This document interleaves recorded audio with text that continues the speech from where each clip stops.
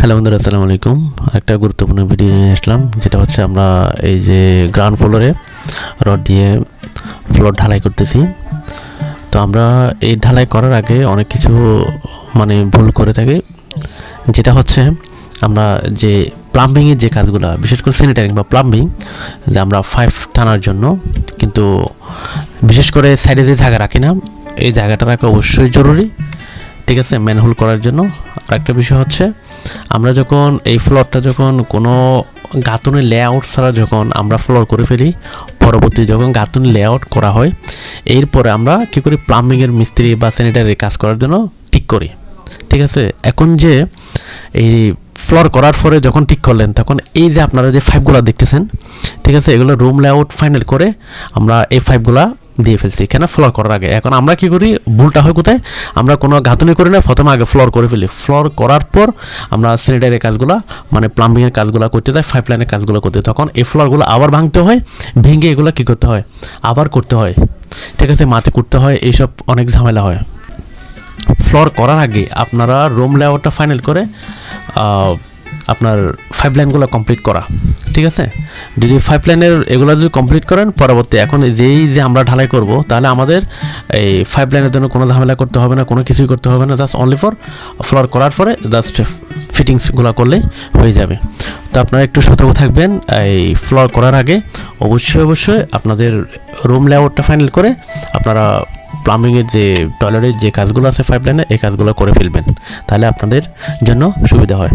আরেকটা বিষয় হচ্ছে, আমরা অনেকেই দেখেন একটা জিনিস, যেটা আপনার বাইরে যে আমরা ম্যানহোল করতে হবে, ম্যানহোল করার জন্য আমরা জায়গা রাখি না পর্যাপ্ত পরিমাণ, কিন্তু আসলে ম্যানহোল করার জন্য মিনিমাম 2 ফিট জায়গার দরকার, কিন্তু আমরা এই জায়গাটাও রাখার জন্য চেষ্টা করি না। যেখানে আপনারা দেখতেছেন, কিন্তু সাইডে প্রচুর পরিমাণ জায়গা ক্লিয়ার রাখার কারণে কাজ করতে অনেক সুবিধা হয় পাইপ লাইনের জন্য। এই যে দেখতেছেন এখানে, এই পাইপ লাইনের যে ম্যানহোল করার জন্য বা প্রক্রিয়া করা হচ্ছে আর কি। তো মনে করেন যে এই যে আপনার এই সাইড ব্যাক না রাখলে আপনারা ম্যানহোল কোথায় করবেন, পাইপ লাইন কীভাবে করবেন। আমরা অনেকেই বলি যে সাইড ব্যাক ছাড়ে না, এই পাইপ লাইনগুলো 6 ইঞ্চি রাখলে হয়, 6 ইঞ্চি জন্য পাইপ লাইনের জন্য হয়, 6 ইঞ্চি জন্য কেমনে হবে, ঠিক আছে। তো আপনারা যথেষ্ট চেষ্টা করবেন পাইপ লাইন ক্লিয়ার রাখার জন্য, আর ফ্লোর করার আগে আপনারা প্লাম্বিংয়ের কাজ বা পাইপ লাইনের কাজগুলো সঠিকভাবে করার জন্য, ঠিক আছে। তো আপনারা অবশ্যই সতর্ক থাকবেন এইসব ব্যাপার নিয়ে। কেন, আমরা যদি এইসব ব্যাপারে একটু সতর্ক না করি বা না বলি, হয়তো অনেকেই ফ্লোর করেই ফেলে, ফ্লোর করার পর গাঁথুনি করে, ঠিক আছে। গাঁথুনি করার পর আমরা প্লাম্বিং আর স্যানিটারিকে ঢাকি বা কাজ করার জন্য বলি।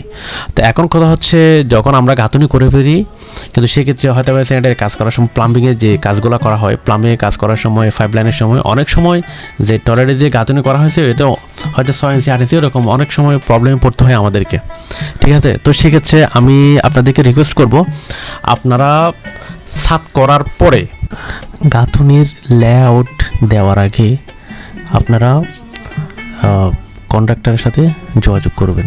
কি করা, প্লাম্বিংয়ের কন্ট্রাক্টর সাথে কথাবার্তা বলে ফাইনাল করে ফেলে। কেন, গাঁথুনি করার সময় উনি ওনার মতো করে কীভাবে কী করতে হবে না করতে হবে ক্লিয়ার করে। এখন আমরা গাঁথুনি করার পর যখন প্লাম্বিং আনি, মাঝে মধ্যে এমনও হয় যে গাঁথুনি ভাঙতে হয়, তো সেক্ষেত্রে অনেক গ্যাদারিং হয়ে যায়। ব্যাপারটা হচ্ছে মালিকেরও লস, কন্ট্রাক্টরের লস, দুদিকে, ঠিক আছে। তো আপনারা চেষ্টা করবেন, বিশেষ করে আমার কথা হচ্ছে, আপনি কনস্ট্রাকশন কাজ শুরু করার আগে প্লাম্বিং আর ইলেকট্রিক্যাল আর 3 জনকে কী করা, নিয়োগ দেওয়া, আমি মনে করি এটা অল দ্য বেস্ট, ঠিক আছে।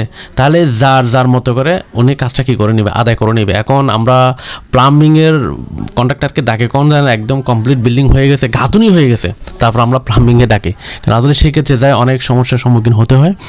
তো এইসব ব্যাপার নিয়ে আপনারা একটু সতর্ক থাকবেন, ভালো থাকবেন সবাই, আর শেয়ার করে সবাইকে দেখার এবং জানার সুযোগ করে দেবেন। আসসালামু আলাইকুম।